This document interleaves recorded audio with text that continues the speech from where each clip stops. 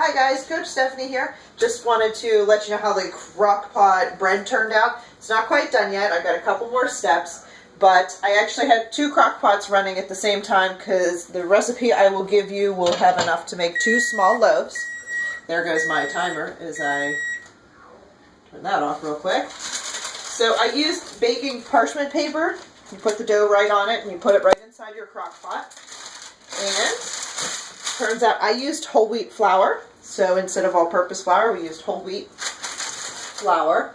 And I'll give you the recipe in just a sec. So I actually made 2 small loaves. I guess you could make 1 big loaf, but it would take twice as long. So I think they turned out pretty good. Now, you have to let them cool completely before you do anything. But what I'm going to do is transfer them to a baking sheet, and then I'm going to put them under the broiler for just a few minutes, probably about 4 to 5 minutes, to brown up the top so the brown is nice and crispy. When you go to cut it, it'll be just like a fresh made loaf of bread. So it turned out pretty good. Here's the recipe.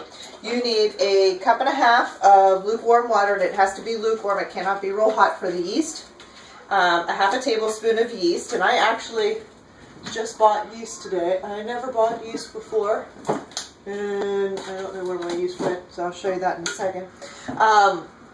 And you need 1/2 tablespoon or 3/4 tablespoon, whatever you prefer, of kosher salt. If you're using iodized salt, you need to use less because it's more potent. And you need 3.5 cups of flour. Like I said, I used the whole wheat flour.